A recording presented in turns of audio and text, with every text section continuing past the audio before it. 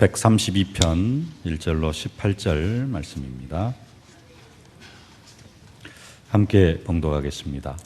여호와여, 다윗을 위하여 그의 모든 겸손을 기억하소서. 그가 여호와께 맹세하며 야곱의 전능자에게 서원하기를 내가 내 장막집에 들어가지 아니하며 내 침상에 오르지 아니하고 내 눈으로 잠들게 하지 아니하며 내 눈꺼풀로 졸게 하지 아니하기를 여호와의 처소 곧 야곱의 전능자의 성막을 발견하기까지 하리라 하였나이다. 우리가 그것이 에브라다에 있다 함을 들었더니 나무 밭에서 찾았도다. 우리가 그의 계신 곳으로 들어가서 그의 발등상 앞에서 엎드려 예배하리로다. 여호와여, 일어나사 주의 권능의 계와 함께 평안한 곳으로 들어가소서. 주의 제사장들은 의를 옷 입고 주의 성도들은 즐거이 외칠지어다. 주의 종 다윗을 위하여 주의 기름 부음 받은 자의 얼굴을 외면하지 마옵소서. 여호와께서 다윗에게 성실히 맹세하셨으니 변하지 아니하실지라. 이르시기를 내 몸의 소생을 내 왕 위에 둘지라. 내 자손이 내 언약과 그들에게 교훈하는 내 증거를 지킬진대 그들의 후손도 영원히 내 왕위에 앉으리라 하셨도다.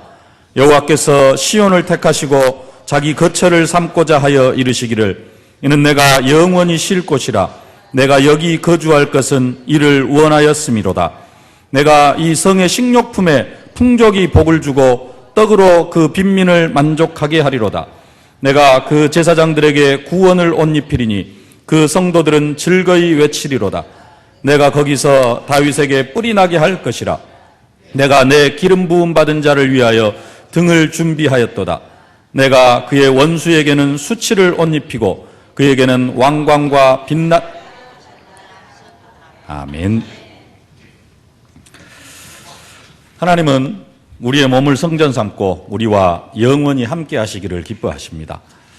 우리의 몸을 성전 삼고 우리와 영원히 함께 하시기를 기뻐하시는 그 하나님은 우리가 한 자리에 모이는 이 교회를 하나님의 성전 삼고 또 하나님의 성전된 언약 백성들을 축복하시기를 기뻐하십니다. 오늘 12절, 13절 말씀을 다시 한번 함께 봉독하겠습니다. 여호와께서 시온을 택하시고 자기 거처를 삼고자 13절, 14절입니다. 함께 봉독하겠습니다.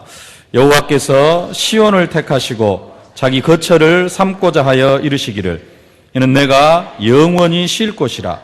내가 여기 거주할 것은 이를 원하였음이로다. 아멘.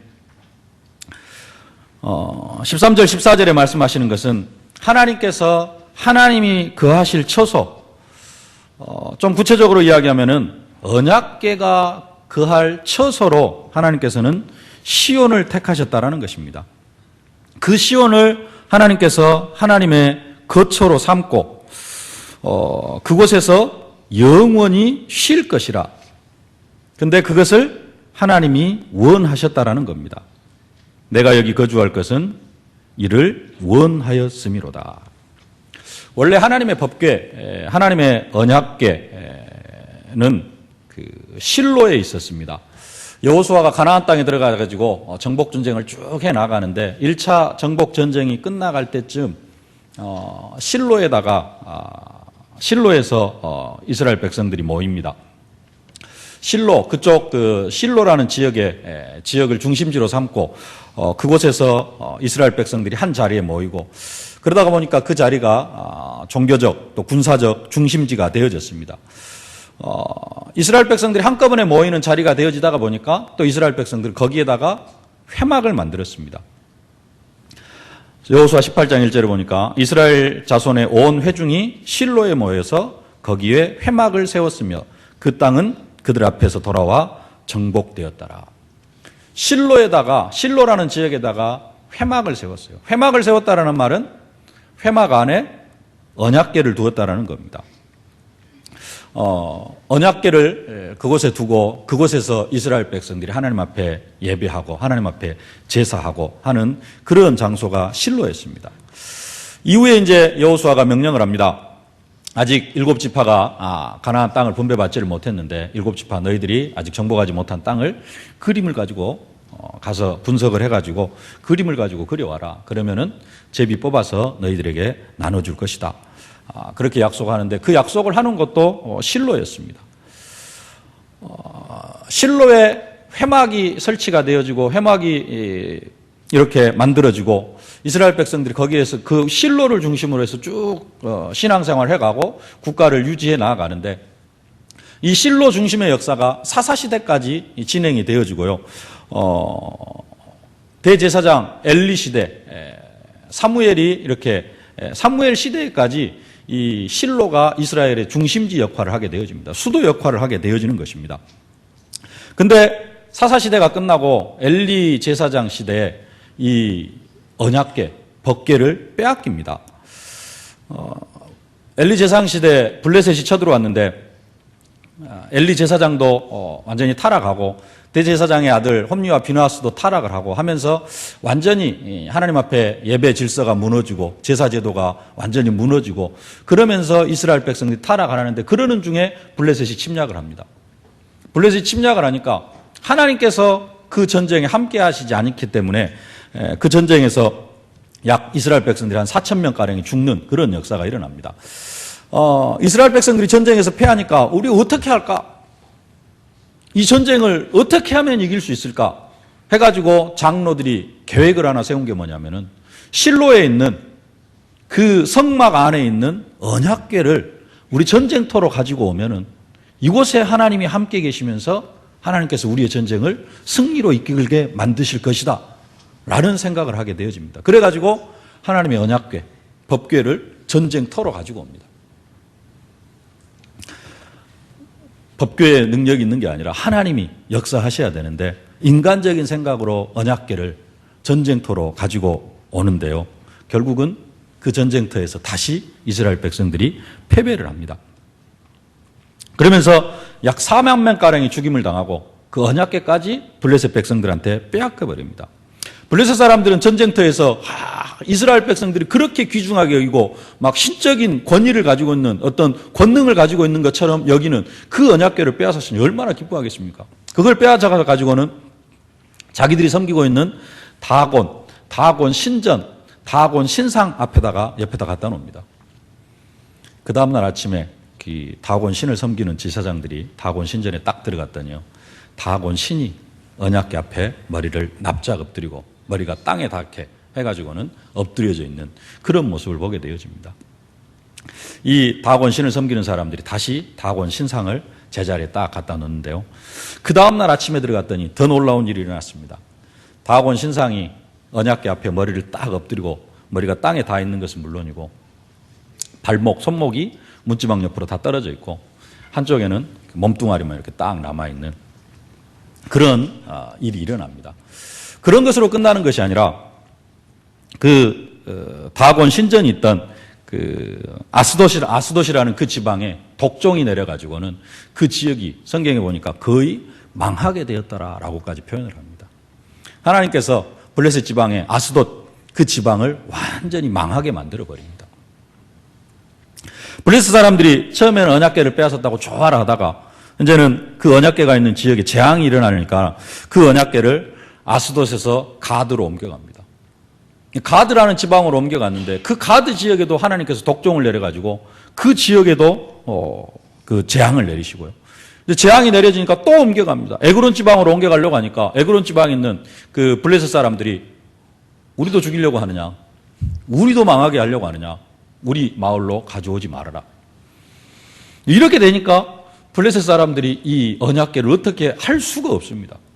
그러니까 이제 여차여차해서 그러면 이스라엘 땅으로 다시 돌려보내자 해가지고 해서 이제 뭐 소를 세워가지고 이제 수레에다 실어가지고 언약궤를 실어가지고 가나안 땅으로 이스라엘 백성들 땅으로 이제 돌려보냅니다. 그렇게 빼앗겼던 언약궤가 7달 만에 다시 이스라엘 백성들에게로 돌아오는데요. 그 언약궤를 가장 먼저 맞이했던 이스라엘 지역이 어디냐면은 베세메스 지역인데 그 베세메스 지역에 있는 사람들이 언약궤가 들어오니까 좋아라고 하면서 그 언약궤 안을 들여다봅니다. 그러다가 그것을 또 언약궤 안을 봤다는 이유로 하나님께서 그 베세메스 사람 70명을 또 죽게 하십니다. 하나님의 교회는 가까이, 언약 백성들도 함부로 가까이 해서는 안 되는 거거든요.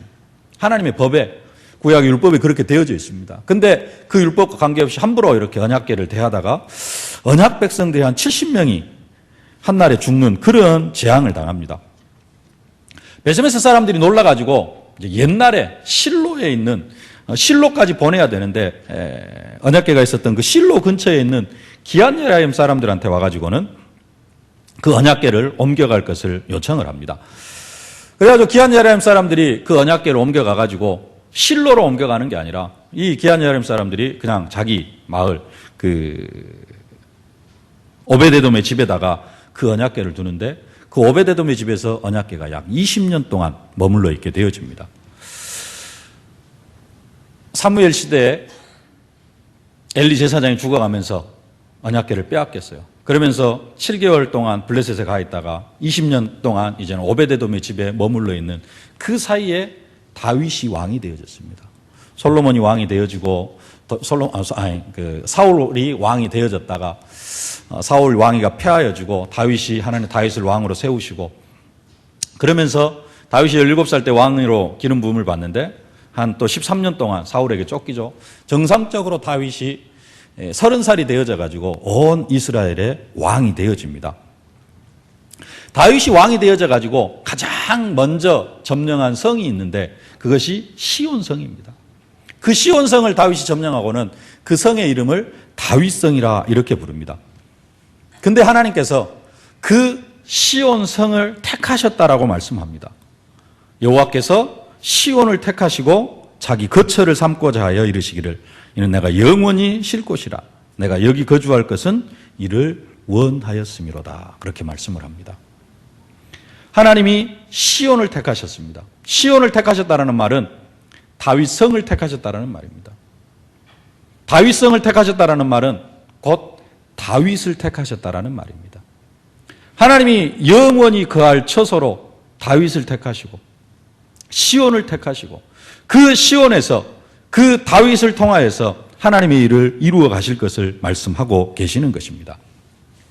첫 번째로 우리가 붙잡아야 될 언약이 있는데요. 나를 택하시고 거처로 삼으신 하나님이십니다. 하나님은 나를 택하셨습니다. 그리고 나를 하나님의 거처로 하나님의 성전으로 삼으시기를 기뻐하신다는 것입니다. 원래 성막이 있던 자리는 실로였습니다. 원래 성막이 실로에 있었는데 이스라엘 백성들이 블레셋과의 전쟁이 질 것 같으니까 아까 말씀드렸던 거죠. 전쟁터로 갖고 와가지고 이것을 블레셋 사람들한테 빼앗깁니다. 7개월 동안 블레셋 지방에 있다가 20년 동안 오베데돔의 집에 있었습니다. 그러는 중에 시온을 하나님의 거처로 삼으셨습니다. 인간적으로 보면은 언약궤가 막 사람들의 어떤 여러 가지 생각에 의해서 잘못된 생각에 의해서 실로에서 막 블레셋으로 빼앗기고 오베데돔의 집에 머무르고 하는 것처럼 보여질 수 있습니다만 그러나 그렇지가 않습니다. 이 모든 과정을 통해서 하나님께서는 그 하나님이 거하실 처소, 언약궤의 처소를 실로에서 시온으로 바꾸신 것입니다. 그것이 절대적인 하나님의 섭리에 의해서 이루어졌다는 것입니다. 13절 말씀이 그것을 증거합니다. 14절 말씀. 이는 내가 영원히 쉴 곳이라 내가 여기 거주할 것은 이를 원하였음이로다. 하나님께서 원하셨다라는 것입니다. 하나님께서 실로에 있는 그 언약궤가 시온으로 옮겨지기를 원하셨습니다. 원래 하나님은 이스라엘 백성들을 하나님의 택한 백성으로 삼으셨습니다. 그러나 그들이 하나님을 떠났습니다. 그들은 하나님이 보내주신 구원자 예수 그리스도를 영접하지 아니하고 예수님을 십자가에 못 박혔습니다. 그러면서 그들의 죄값을 우리와 우리 자손들에게 돌리소서라고 외쳤습니다. 그래서 하나님은 이 시대에 우리를 부르셨습니다. 여호와께서 실로 대신 시온을 택하신 것처럼 시온을 택하시고 그 시온을 자기 거처로 삼으신 것처럼 하나님께서는 이 시대에 우리를 하나님의 거처로 삼으시기를 기뻐하셨습니다. 여호와께서 시온을 택하시고 자기 거처를 삼고자 하여 이루시기를. 시온이 하나님의 거처입니다. 시편 9편 11절에 이렇게 이야기합니다. 너는 시온에 거하신 여호와를 찬송하며 그 행사를 백성 중에 선포할지어다. 하나님이 어디에 계시냐면 시온에 계십니다. 이스라엘 백성들은 하나님이 시온에 계신다라고 그렇게 알고 있었습니다. 하나님이 지금 어디에 계시느냐? 시온을 거쳐 삼고 시온에 계신 것처럼 하나님은 지금 나를 거쳐 삼고 내 안에 성령으로 함께 하시는 줄로 믿습니다. 내가 여기 거주할 것은 이를 원하였음이로라. 하나님이 원하셔가지고 시온을 거쳐 삼으신 것처럼, 시온을 택하신 것처럼, 시온을 택하셨다는 말 아까 말씀드린 다윗을 택하셨다는 말인데, 하나님이 원하셔가지고 다윗을 택하신 것처럼 예수님도 자기 원하는 자들을 부르셔가지고 12제자를 세우셨습니다. 예수님이 12제자, 원하는 자들 12제자를 세우신 것처럼 예수님이 원하셔서 우리를 부르신 줄로 믿습니다. 또 미리 정하신 그들을 부르시고, 부르신 그들을 또한 의롭다 하시고, 의롭다 하신 그들을 또한 영화롭게 하셨느니라. 시온을 택하셨다. 시온을 택하셨다는 말은 또 다윗을 택하셨다는 말인데요. 하나님은 다윗을 택하셔가지고 항상 위기 속에 있는 그 이스라엘을 어느 누구도 침범하지 못하는 그러한 강대국으로 세워가지고 솔로몬에게 그 나라를 넘겨준 것처럼 하나님 이 시대에 우리를 택하셔가지고 우리의 교회와 가정 또 우리의 현장을 복음으로 든든하게 세워가지고 어느 누구도 어떤 흑암의 세력도 틈타지 못하도록 정말로 우리를 통하여서 하나님의 왕국, 하나님의 나라를 이루어가면서 그 현장 속에 전도 제자를 세워가고 하나님 나라를 세워가기를 기뻐하신다라는 사실입니다. 하나님 이것 때문에 우리를 택하시고 나를 거쳐 삼으신 줄로 믿습니다. 시온은 누가 세웠느냐? 여호와께서 세웠습니다. 이사야 14장 32절에 이렇게 말씀합니다. 그 나라 사신들에게 어떻게 대답하겠느냐? 여호와께서 시온을 세우셨으니. 다윗이 시온 산성을 점령하고 다윗성으로 정했습니다마는 그 시온 산성을 누가 세웠느냐? 하나님께서 세우셨습니다. 여호와께서 시온을 세우신 것처럼 여호와 하나님께서 이 시대에 우리를 택하시고 우리를 제자로 세워주신 줄로 믿습니다. 시온은 거룩한 산, 구별된 산이라 이렇게 말씀합니다. 시편 2편 6절에 내가 나의 왕을 내 거룩한 산 시온에 세웠다 하시로다. 시온을 구별하여서 거룩한 산으로 하나님께서 택해 주셨는데요. 하나님은 우리를 세상과 구별하여 거룩한 백성으로 불러주신 줄로 믿습니다. 하나님은 시온에서 구원이 나오기를 원하신다라고 말씀합니다. 시편 14편 7절에 이스라엘의 구원이 시온에서 나오기를 원하도다. 여호와께서 그 백성의 포로된 것을 돌이키실 때 야곱이 즐거워하고 이스라엘이 기뻐하리로다.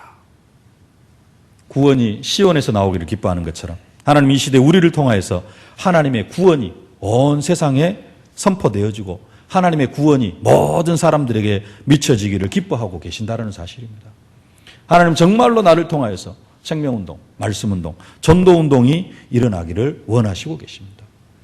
또 하나님은 시온에서 모든 언약 백성들을 축복하십니다. 시편 128편 5절 6절 여호와께서 시온에서 내게 복을 주실지어다. 너는 평생에 예루살렘의 복을 보며 내 자식의 자식을 볼지어다. 이스라엘에게 평강이 있을지로다. 하나님은 우리를 위하여 천하 만민이 복을 받기를 원합니다.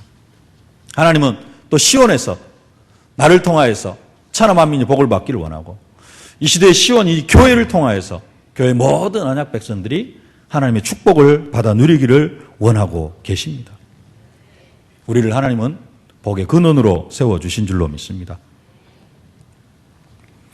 하나님의 거하실 처소가 실로에서 시온으로 바뀐 것이 하나님의 완전한 섭리였던 것처럼 하나님 원래 이스라엘 백성들을 택해 주셨는데 하나님 이 시대 이스라엘 백성이 아닌 우리를 택하셔가지고 우리로 말미암아 이 시대 세계복음화의 역사를 이루어 가려고 하시는 것, 이게 하나님의 완벽한 계획이요 하나님의 완벽한 섭리인 줄로 믿습니다. 원래 하나님은 일을 행하시는 여호와라고 이렇게 말씀합니다. 일을 행하는 여호와, 그것을 지어 성취하시는 여호와. 하나님은 일을 행하시는 여호와십니다. 그러면 또 말씀합니다. 네가 여호와로 쉬지 못하시게 하라. 여호와로 계속해서 일을 하게 하시고 쉬지 못하시게 하라 그러시는데, 오늘 하나님은 시온을 택하시고 시온을 자기 거처로 삼으시고 그곳에서 영원히 쉬시겠다고, 이 시온에서 내가 영원히 쉴 곳이다, 그렇게 말씀을 하고 계십니다. 하나님은 성전에서 이스라엘 백성들을 만나주시고 그곳에서 제사를 받으시고 그 성전을 통해서 모든 일들을 다 행하셨습니다. 그럼에도 불구하고 하나님은 오늘 시온을 하나님이 그할 쳐서요, 하나님이 영원히 쉴 곳이라 그렇게 말씀합니다. 다시 말하면은 성전을 통하여서 일하시겠다라는 것입니다. 이 시대 교회를 통하여서, 이 시대 나를 통하여서 일하시겠다는 것입니다. 다윗을 하나님의 거처로 삼고 다윗 안에서 영원히 쉴 것이다. 하나님은 다윗을 거처로 삼고 다윗을 통하여서 하나님이 일을 하시는데, 결국 다윗을 통하여서 하나님이 일하시지만은 사람들이 볼 때는 누가 하는 것처럼 보이느냐? 다윗이 하는 것처럼 보입니다. 하나님이 하시는 것이 아니고 다윗이 하는 것처럼.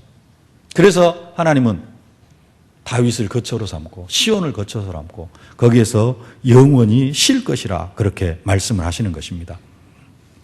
하나님이 다 하시지만은 하나님은 다윗을 통하여 하시는 것처럼 하나님이 모든 역사를 다 이루어 가시지만은 그 모든 역사를 하나님은 이 시대 나를 통하여서, 하나님의 거처를 삼으신 나를 통하여서, 하나님이 영원히 쉴 곳으로 삼으신 나를 통하여서 하나님께서 내 안에서 일하시면서 하나님은 쉬는 것처럼 보이시고, 사람들이 볼 때는 내가 하나님의 능력을 나타내고 내가 일하는 것처럼 하나님께서 그렇게 일하실 것을 약속하고 계시는 것입니다.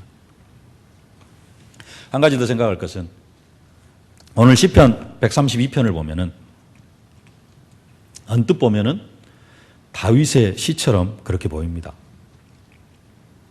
어떤 학자들은 이 시를 다윗이 다윗성으로 언약궤를 옮기면서 기록한 시다라고 그렇게 말하기도 합니다. 근데 자세히 보면은 오늘 이 시는 다윗이 기록한 것이 아니라 솔로몬 성전을 건축하고 언약궤를 솔로몬 성전으로 옮기면서 부르는 그런 노래입니다. 2절에 보면은 그가 여호와께 맹세하며 야곱의 전능자에게 서원하기를. 1절에 여호와여 다윗을 위하여 그 모든 겸손을 기억하소서 해놓고 이전에는 그가 그렇게 이야기를 합니다. 내가가 아니고 그가. 그렇게 기록이 되어져 있습니다.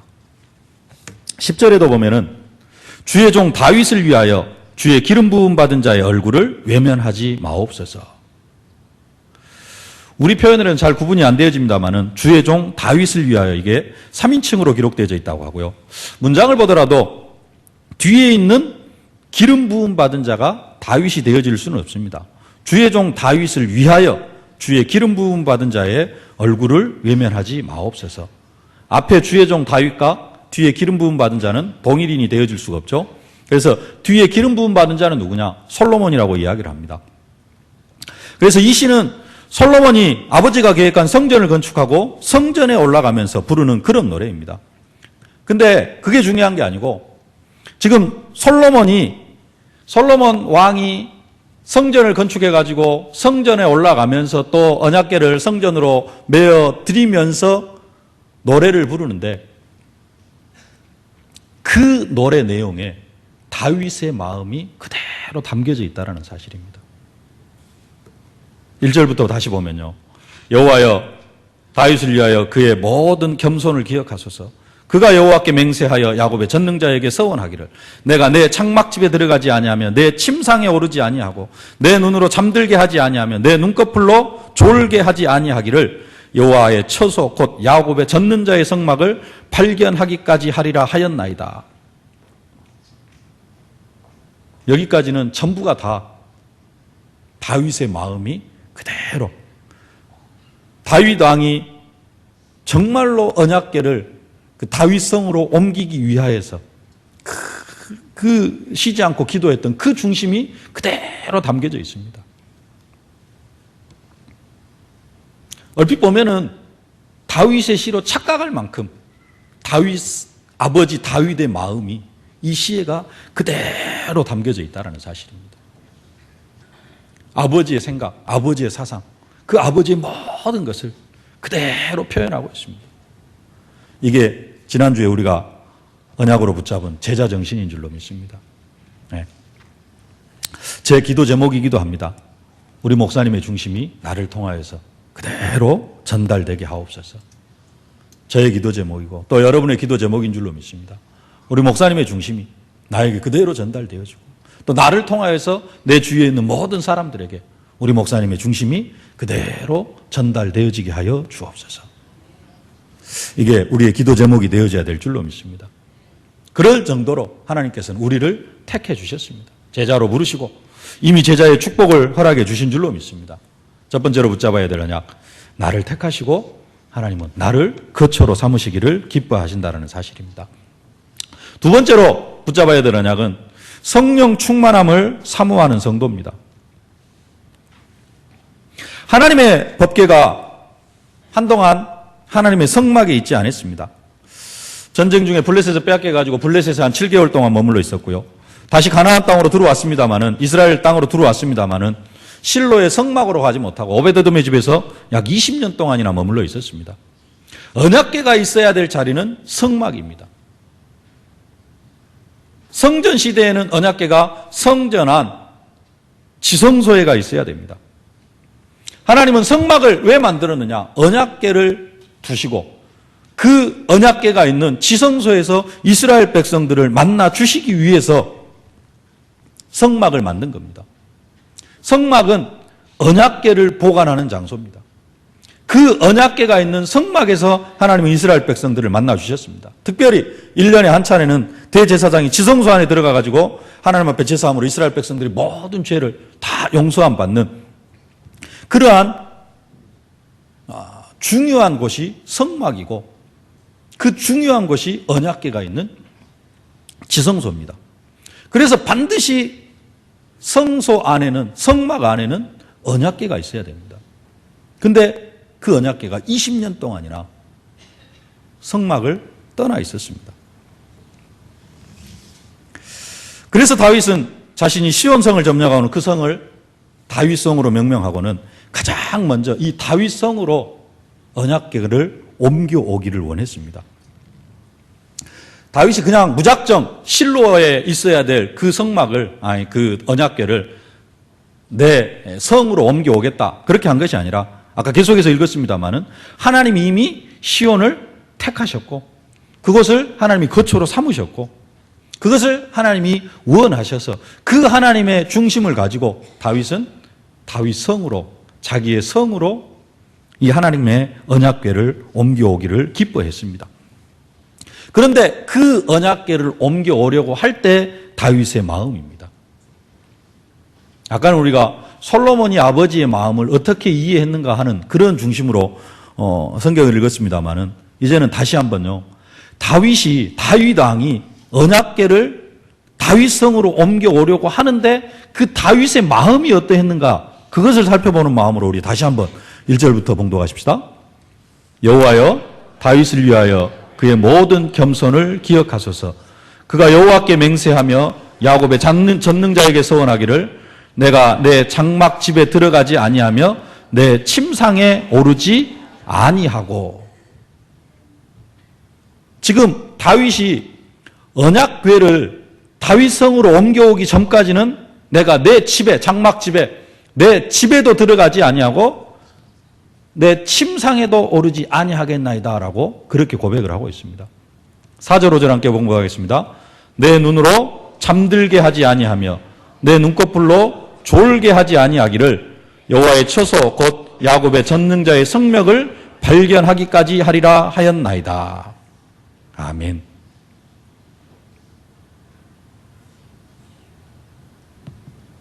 (8절) 여호와께서 일어나사 주의 권능의 궤와 함께 평안한 곳으로 들어가소서. 네. 다윗은 언약궤를 다윗성으로 옮기기 전까지는 집에도 들어가지 않고 침상에도 올라가지 않고 더더군다나 뭣도 하지 않겠다? 내 눈으로 잠들게 하지 않겠다. 잠도 자지 않겠다라고 하는 그런 고백을 볼 수가 있습니다. 이게 다윗의 중심이었습니다. 언약궤가 있어야 할 자리에 언약궤가 없고요. 이제는 다시 하나님께서 그 언약궤가 있어야 될 하나님의 처소로 다윗성을 삼으셨는데 그 다윗 성에 있어야 될 언약궤가 없습니다. 그래서 다윗은 고백을 하는 겁니다. 내가 이 언약궤가 다윗 성으로 옮겨지기 전까지는 내가 집에도 들어가지 않고 잠도 자지 않고 침상에 오르지도 않겠다. 이것이 다윗의 중심이었습니다. 이 중심이 우리의 중심이 되어져야 될 줄로 믿습니다. 하나님, 우리가 예수님을 영접할 때 성령으로 함께 하십니다. 예수님을 영접할 때 우리의 마음이 뜨거울 수도 있고 막 뭔가 감격의 눈물을 흘릴 수도 있고 그럴 수도 있습니다만, 또 어떤 사람은 아무런 그런 그 느낌도 없을 수 있습니다. 그러나 아무런 느낌이 없다 할지라도 그때 성령께서 임하였습니다. 예수님을 영접할 때 우리의 심령에 성령이 임하셨고요. 그 성령의 임하심은 나는 내가 느낄 때에는 아무런 그 감격이라든가 그런 것이 없이 그냥 평안했다 할지라도 그때 성령의 임하심은 사도행전 2장의 불같은 바람 같은 역사입니다. 내 느낌이 다를 뿐이지 성령은 사도행전 2장에 역사하셨던 그 성령 충만함으로 우리 안에 임하였다라는 사실입니다. 근데 시간이 가면 갈수록 그 성령 충만함이 점점 사그라져 갑니다. 식어져 갑니다. 처음 복음 받을 때는 정말로 기쁘고 행복하고 정말로 그리스도 모든 문제 해결자, 이게 확실하게 믿어지는데 시간이 가면 갈수록 그래서 모든 문제 해결자라고 했는데 이게 왜 이러지? 하면서 막 이제 의심이 들기도 하고 그리스도가 모든 문제 해결자 맞나? 이렇게 되어지기도 합니다. 처음에는 안 그러거든요. 맞다. 이게 모든 것이다. 현실에 문제가 많이 있다 할지라도 아니 그리스도 모든 문제 해결자라고 했어. 막 믿어집니다. 근데 이제 이게 2, 3년 지나고 나고 한 5년 지나고 나면 그런다고 했는데 그러네. 그러면서 이제 조금씩 회의가 들어지기도 하고 완전히 거부를 하진 않습니다만은 좀 그럴 수도 있지 능력 체험 안 해도 그냥 어쩔 수 없이 막 살아가고 그런 모습들로 되돌아가는 것을 볼 수가 있습니다. 다윗 시대 성막에서 실로의 성막에서 언약궤가 다른 곳으로 완전히 이렇게 오베데돔의 집으로 가버리는 것처럼 우리 안에 거하시는 성령이 떠나지는 않습니다. 그러나 내가 생각할 때 내 느낌으로 내가 요즘 성령의 역사 속으로 들어가지 못하고 있구나. 내가 성령의 인도를 받지 못하고 있구나. 라는 생각이 들 때도 있습니다. 그러죠? 항상 24시 성령 충만하십니까? 성령이 우리를 완전히 떠나지는 않습니다만은 왠지 내가 성령 충만함을 누리지 못하고 성령의 역사 속으로 들어가지 못하는 그런 때도 있다라는 겁니다. 성령께서 말할 수 없는 탄식으로 우리를 위하여 친히 간구하신, 우리가 마땅히 빌 바를 알지 못해가지고 정말로 하나님 앞에 기도하고 간구하고 해가지고 성령 충만함을 받아야 되는데 우리가 그 역사 속으로 들어가지 못하고 그래서 성령이 내 속에서 말할 수 없는 탄식으로 탄식하고 계실 때도 있다라는 것입니다. 그때 우리는 다윗처럼 기도해야 될 줄로 믿습니다.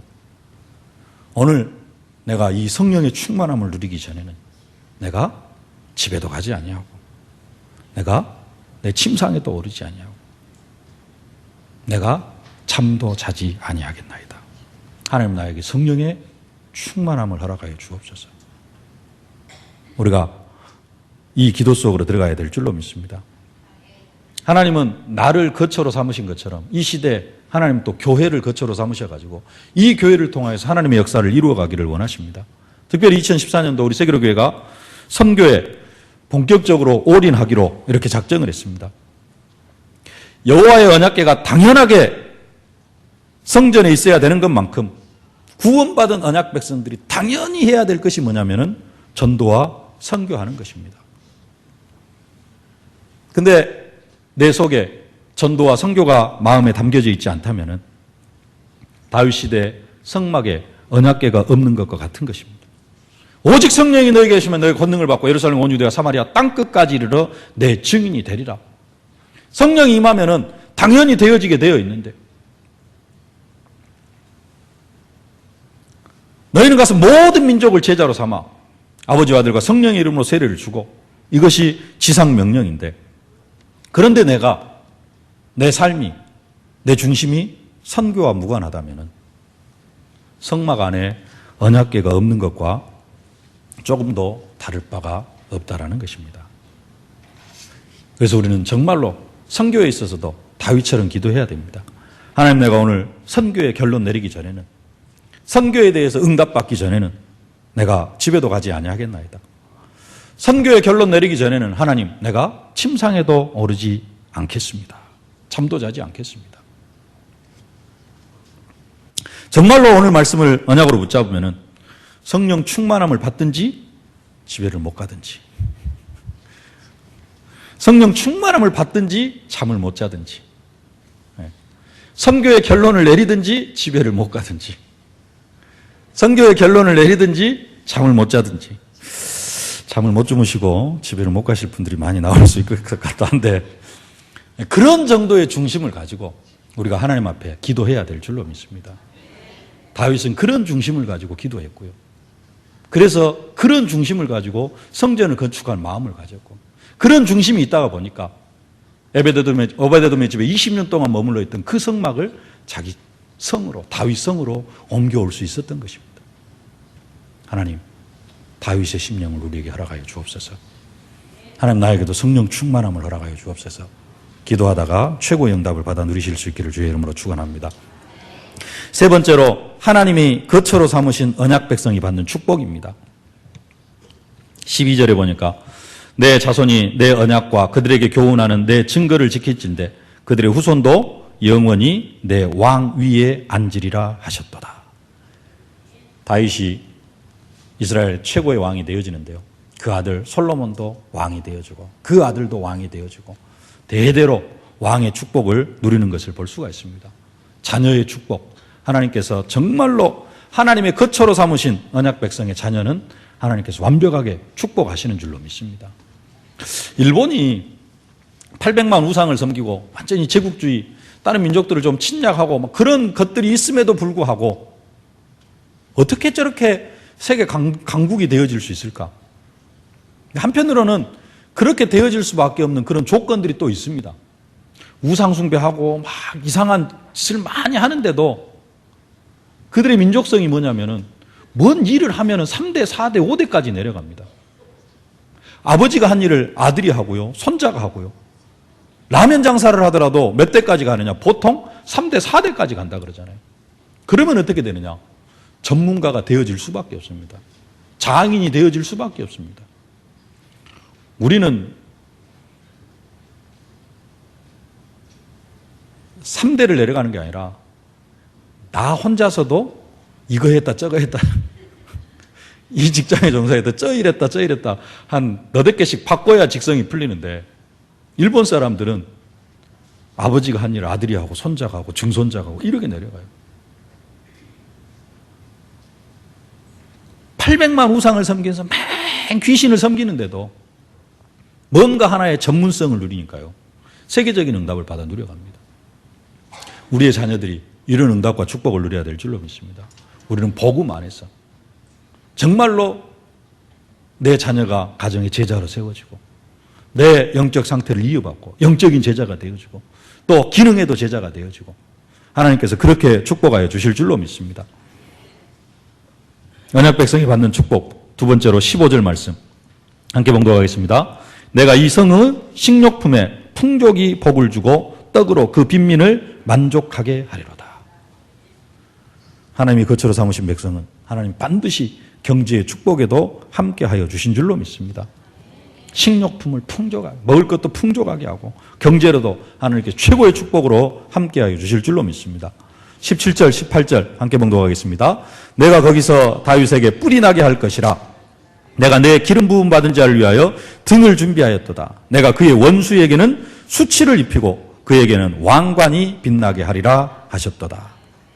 모든 대적을 물리치고 모든 원수의 세력을 꺾고 승리의 축복을 우리에게 허락해 주실 줄로 믿습니다.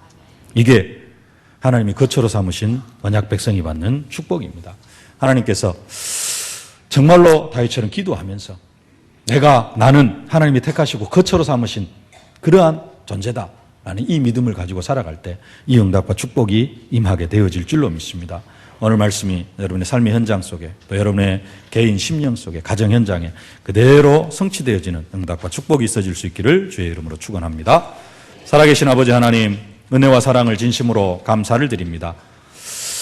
정말로 시온을 하나님의 거처로 삼으신 하나님께서 이제는 이 시대 나를 또 우리 교회를 하나님의 거처로 삼고 우리를 축복하여 주심을 진심으로 감사를 드립니다. 이제는 정말로 다윗이 언약궤를 다윗성으로 옮겨오기를 간절히 사모했던 것처럼 우리가 성령의 충만함을 사모하면서 하나님의 능력과 기적을 체험하는 언약 백성들이 다 되게 하여 주옵소서. 예수님의 이름으로 기도하옵나이다. 아멘.